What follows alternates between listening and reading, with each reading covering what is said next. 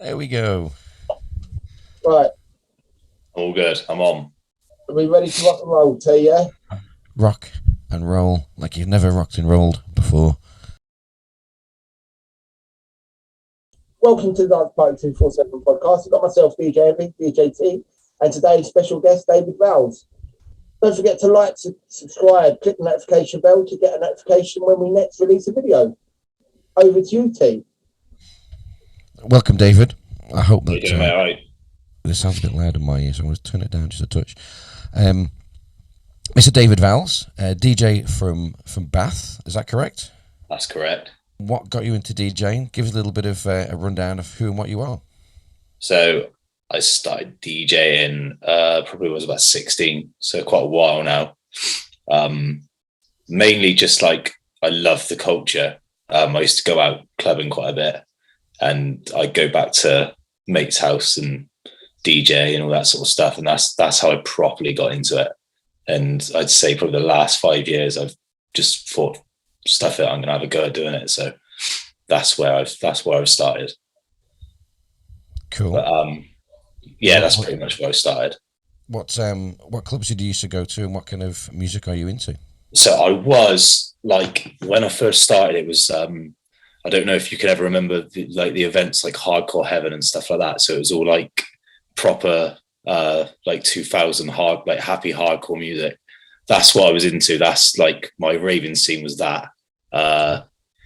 In terms of clubs, I've pretty much done loads of good ones, but we used to go to like events like sort of Slam and Vinyl and things like them. So it was like places like Westfest and like the Opera House in Bournemouth.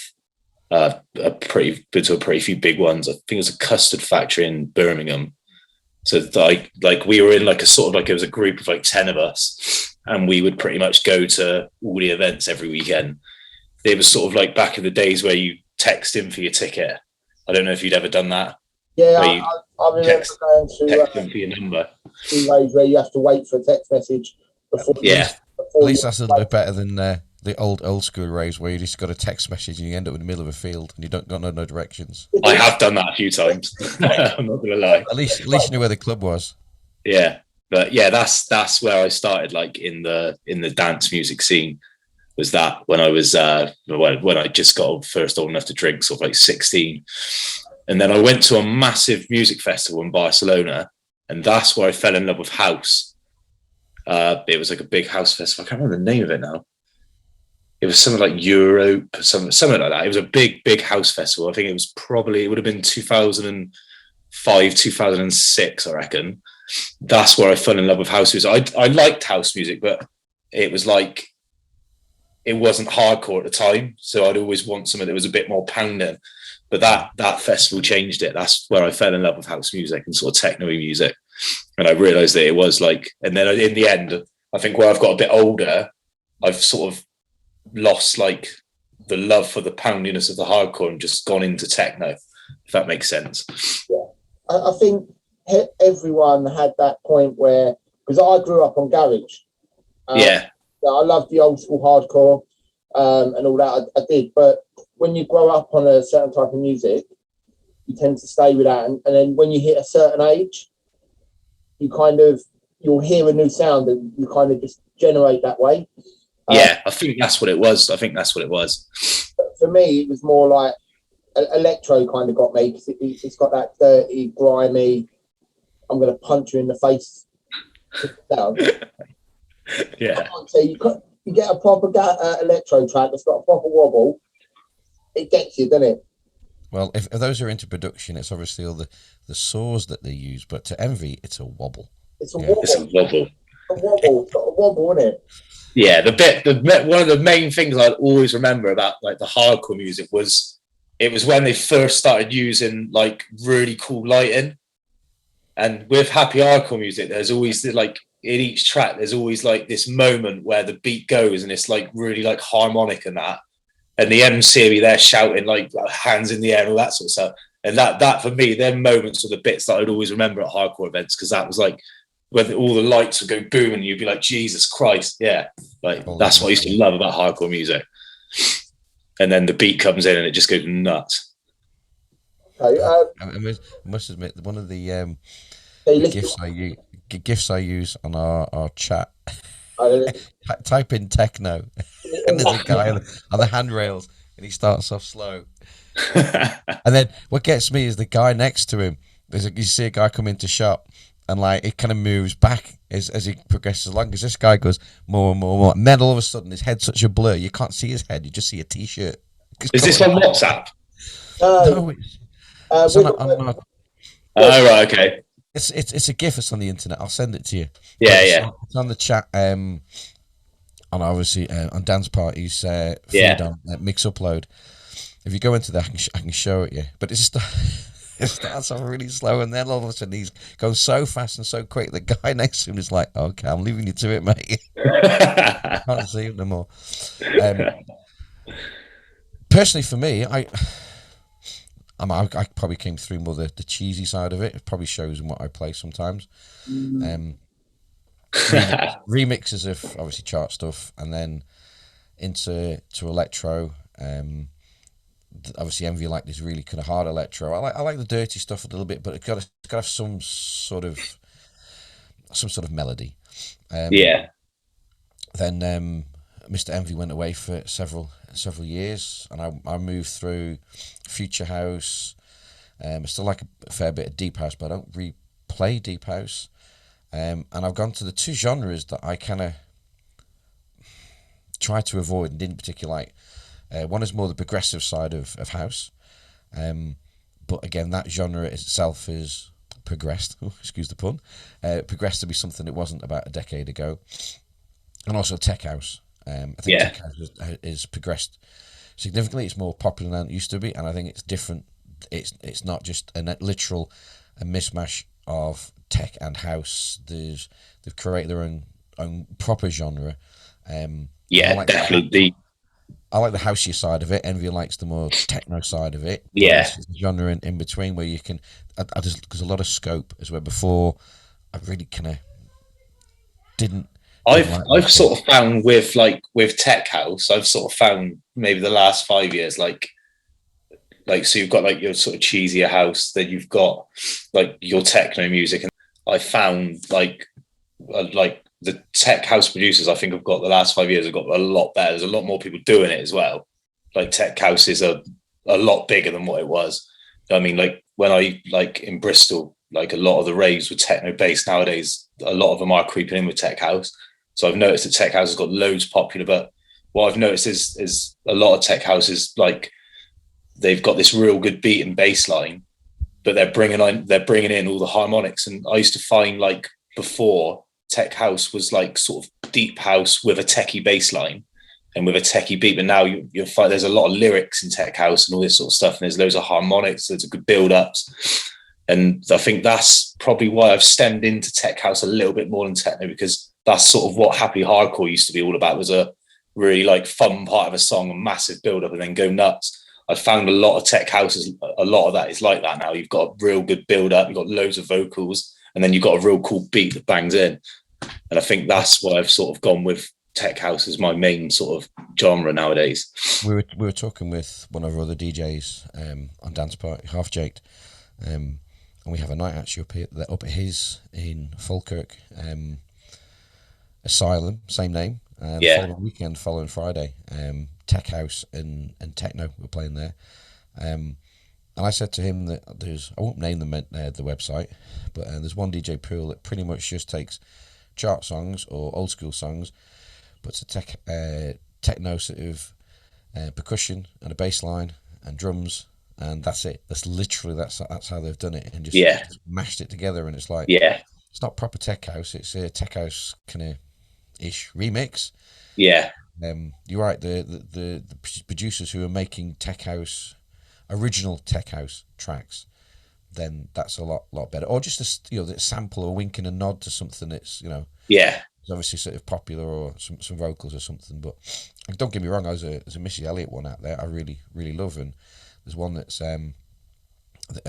we played out in early on in the summer, and it's got Phil Collins studio vocals in it. It's just a small sample, but it's a wicked. And it is kind of a dirtier, rumbling bass line.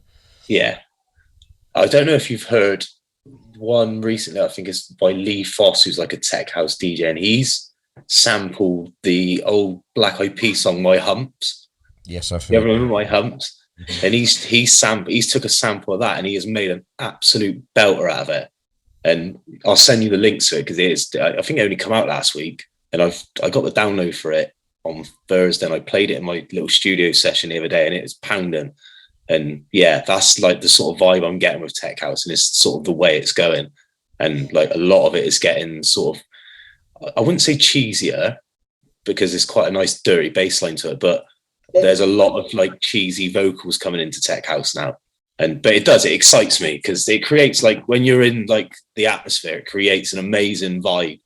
Because like, not only that, I think like before the harmonics and the lyrics and all that sort of stuff, techno music was just it's still great, but it's a music where it sort of pounds all night. But I've noticed with tech house nights, you're getting these moments where loads of people are singing and all that stuff, and the DJ is turning down the volume a little bit to hear the singing, and then dropping it back. And I don't know, it just creates a bit of a different atmosphere, and it's an atmosphere that I really like. It's amalgamating sort of more the general public. It's a nod to sort of the commercial side of stuff that you'd hear in either a club environment, or an old school track. But obviously the music itself is a lot more underground. So you're bridging that gap, and therefore you can play the more original tunes in between. And every so often just give them something that if you haven't heard anything all night, it's like, well, at least I heard a couple of tracks, and you sort of had a vocal moment or two. But obviously go to a proper techno night, then you just get some random sample or some audio talk over or whatever, you know what I mean? Over it. That's about all you're going to get. Okay, so that's the music you're into. So obviously we all three agree that tech house is king right now. Probably out there. I didn't agree that it was king. Well, you voted 2-1 anyway. But we can't talk about future house, which is so old school, and we can't talk about baseline house, which is kind of on the up, but it's too bassy for me. It's too bassy. The bass house is banging. Yeah, but I never even like bassline or anything like that either. It's just it's too much.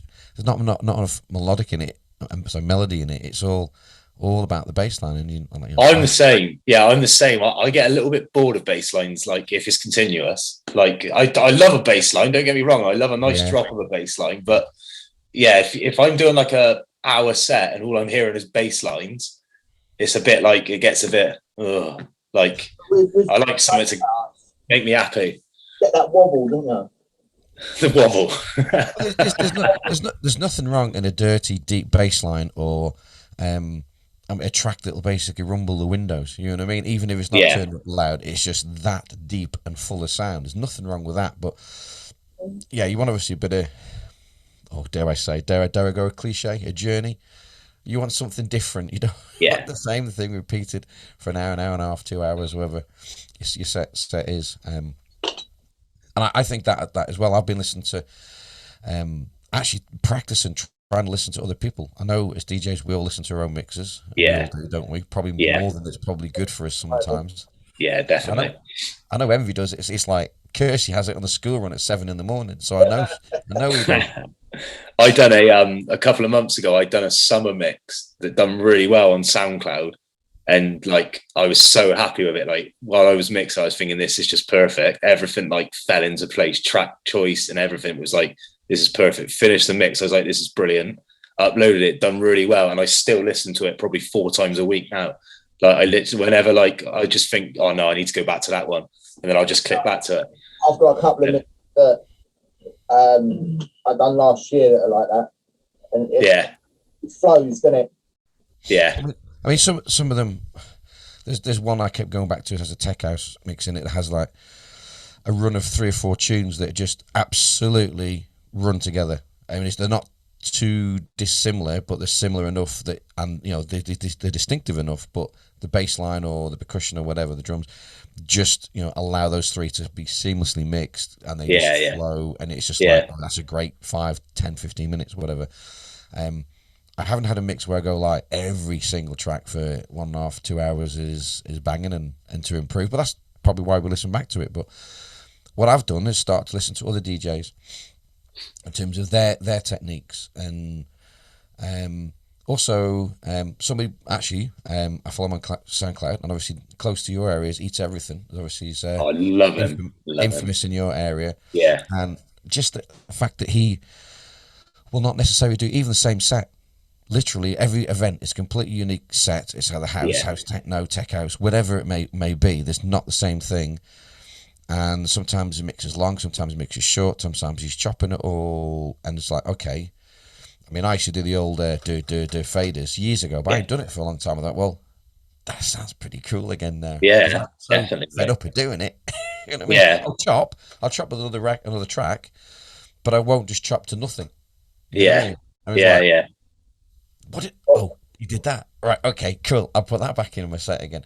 Yeah. Just to get some input from other people, and like other DJs that they'll mix short. I think, well, crikey, there was no mix. It was a drop, or the next one's a 30. You can here's a 30-second mix. There's no big long drops and stuff like that. And obviously, depending on the environment you're in as well. So just because I'm listening back to my own stuff, I'm learning from my own mistakes. When I say mistakes, areas I can improve upon. But I've started to listen to other people as well and say, well, I need to be more diversified. Could I have done better? Could I approach it differently? So that's what I've started. Yeah. And I think it's important as well, because like I always find when you're listening to like one of your favorite DJs mix, that's where I mainly find my new tracks and like different tracks I love. You know what I mean? And I think I'd done it a couple of months ago where I was listening to my own stuff just because I wanted to get like things right. You know what I mean? So I would go over my own stuff quite a lot. And I can remember I'd done like a big birthday party, like a big gig, like, well, it wasn't a huge gig, but it was pretty big for me. It's like a big like birthday party thing. And I can remember going through my Serato that day and I was thinking, God, I haven't bought no tracks for ages. And then I was sort of thinking, oh, what could I buy? And then I was thinking, well, I don't really know anything that's come out the last sort of month.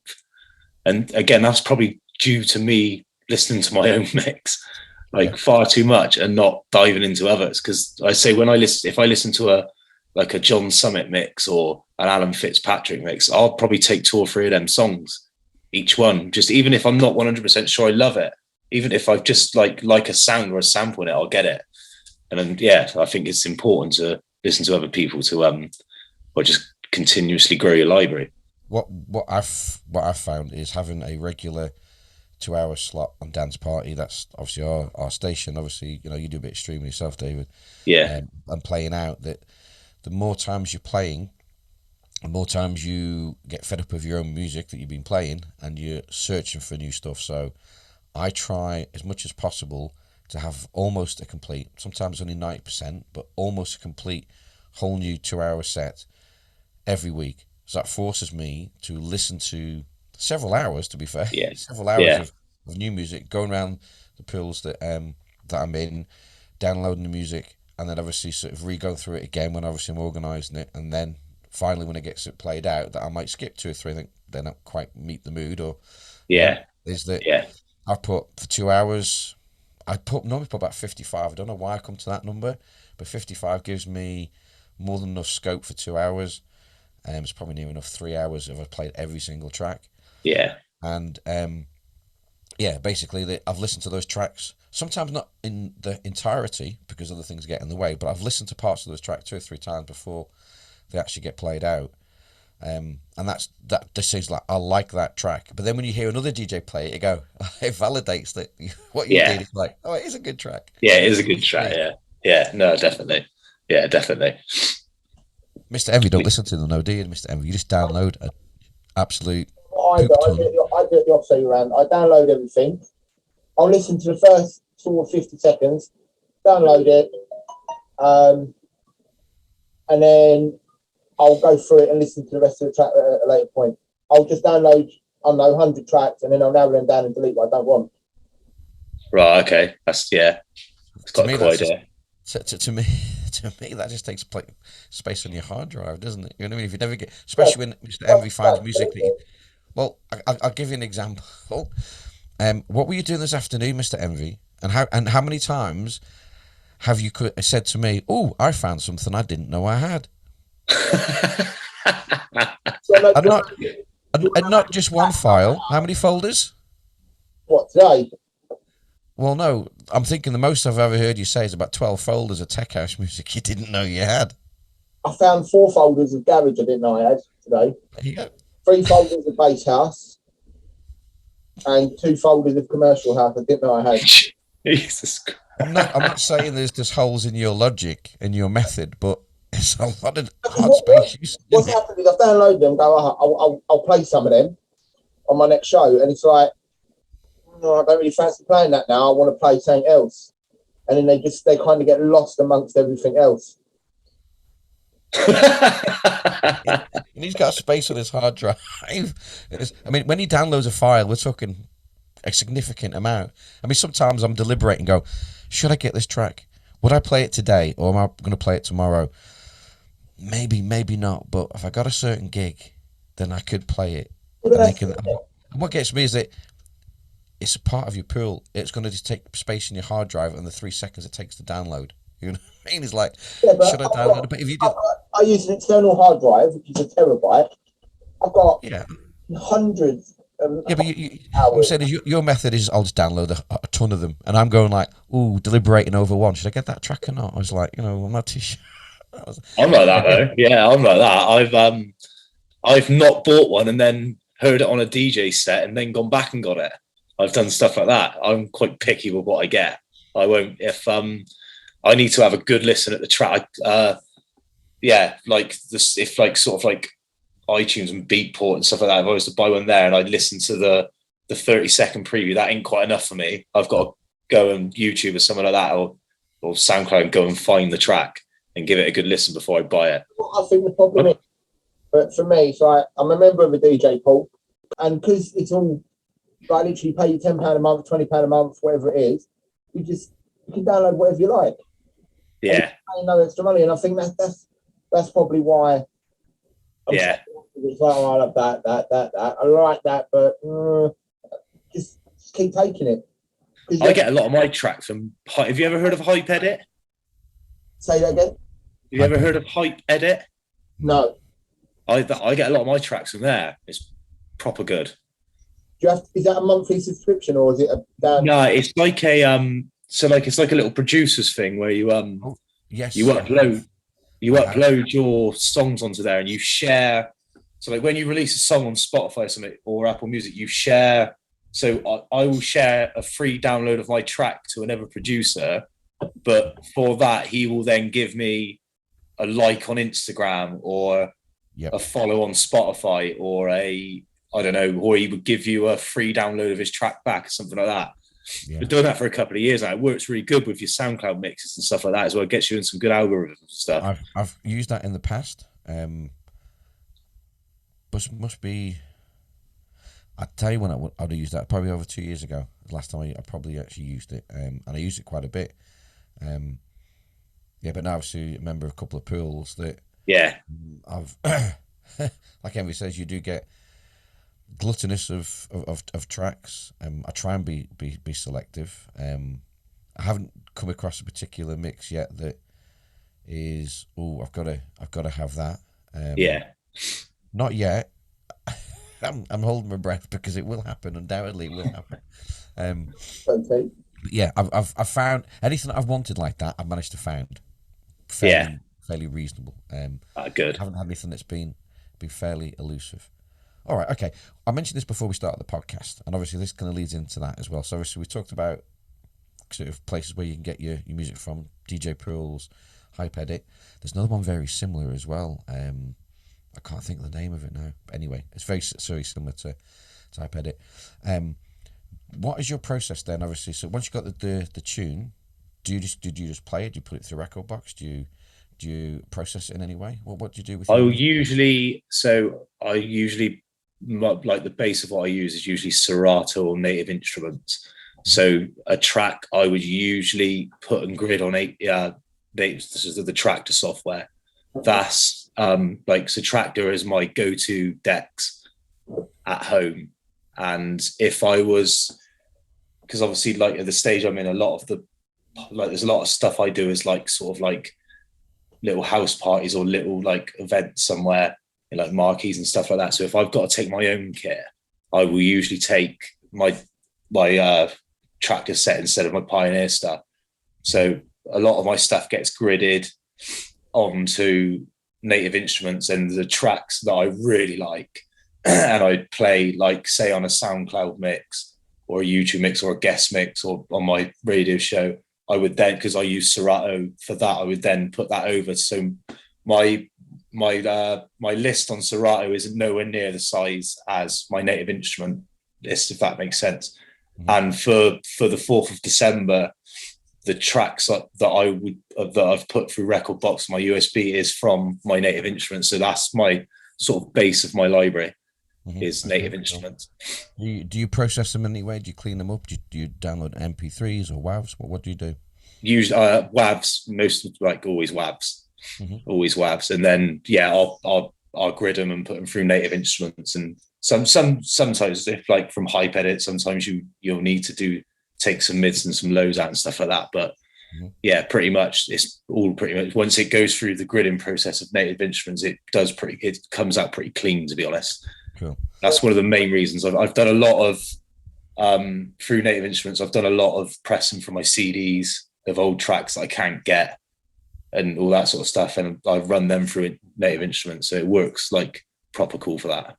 It sounds like it processes them fairly similar than Platinum Notes, which Envy and myself use. Yeah, it probably is, to be honest. It probably is. Might even be embedded. I mean, I know Mixcloud, say, Mixcloud. Mixed in key. There's too many things called mix. Mixed in key is obviously in a lot of software now as well, isn't it? Yeah.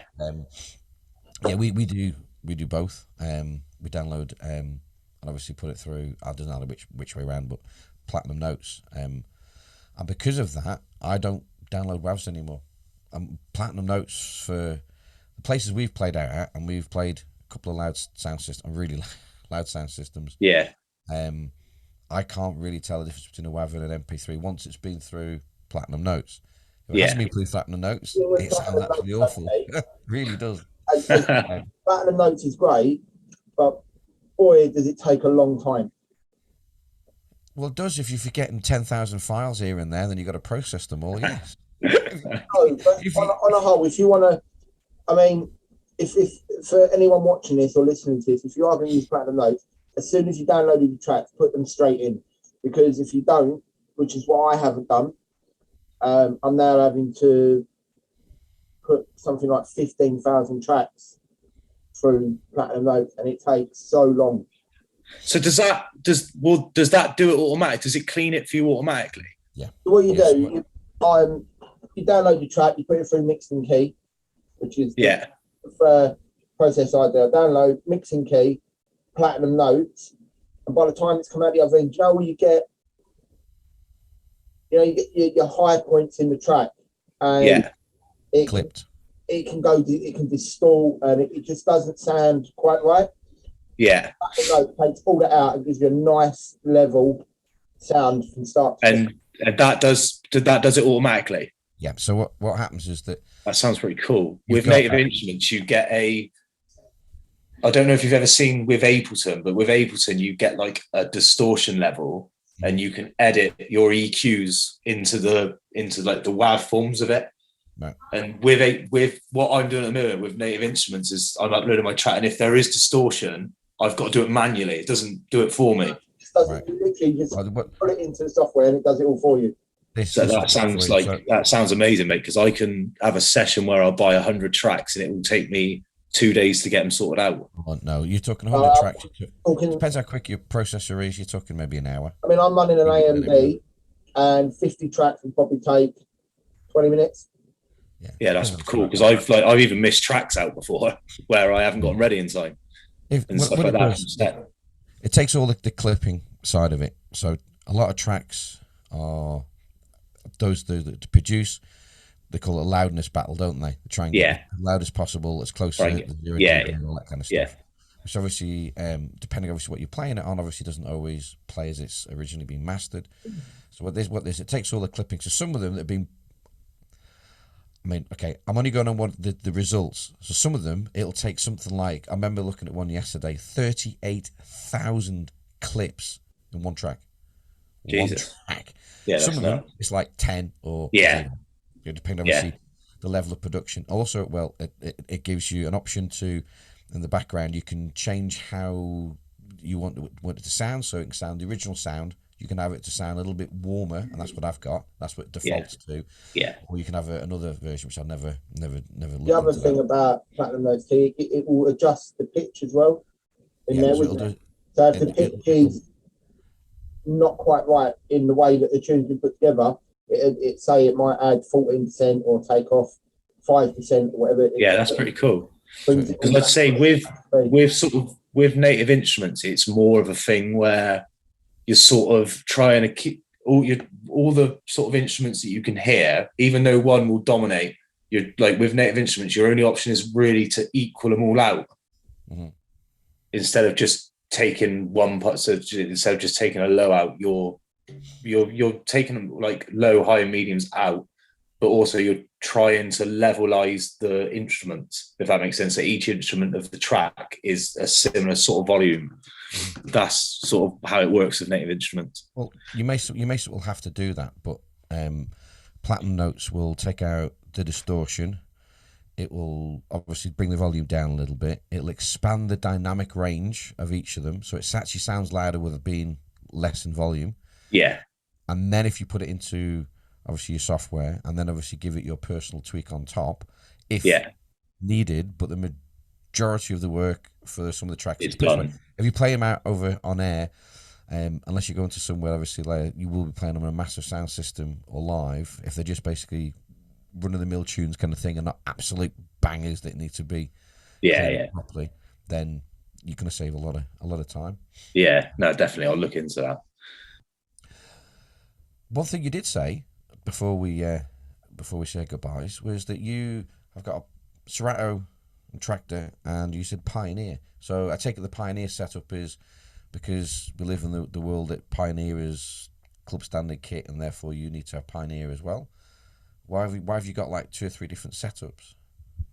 Mainly that was the reason, because I started playing out and the tractor is a lot different. I know it all does the same thing, but like I was like I played a couple of sets out and I wasn't using effects. It was just straight mixing because I didn't really know how to work it.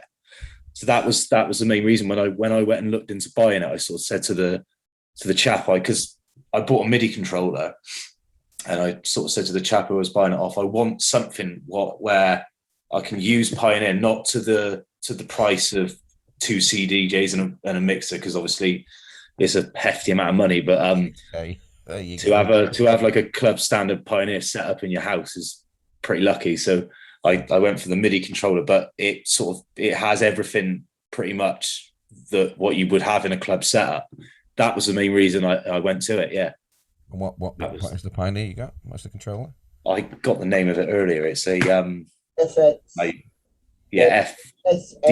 DJFXN or something like that. Yeah, the scratch ones, the one I was looking at for about the FS6. Yeah.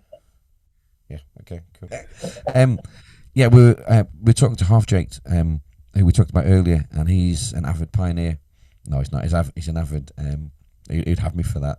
He's an avid Denon guy. Yeah. And obviously he wants to come back and he wants to do a part 2 and put the case for Denon even stronger across, I guess. Right. Okay. Yeah, but let's be honest. Pound for pound, the top Denon and the top Pioneer, Denon are better for your value for money. Yeah. Oh, for value for money, definitely. Yeah, definitely. I mean, yes, still not cheap. Your Nexus kit. I was saying earlier, I've got at home, I've got a Gemini mixer, and I've got two Denon CDJs, and they are probably 12 years old, and they are absolutely immaculate. Like, they're proper decent built CDJs, really good bits of kit. So you got actually 4 setups in essence. What you're saying? What you're a bit of a DJ hoarder because you're not throwing any of this kit out. Don't throw none of it away, mate. It does.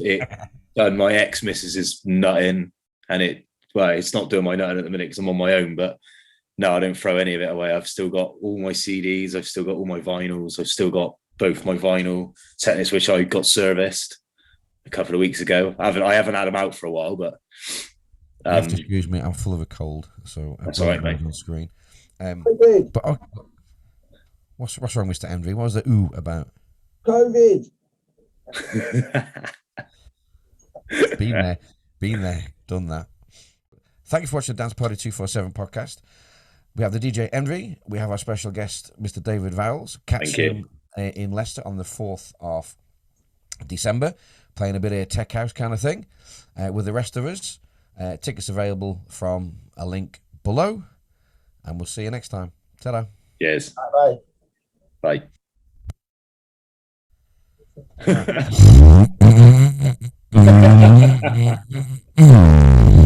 that better? Check 1 2. Yeah, I heard you.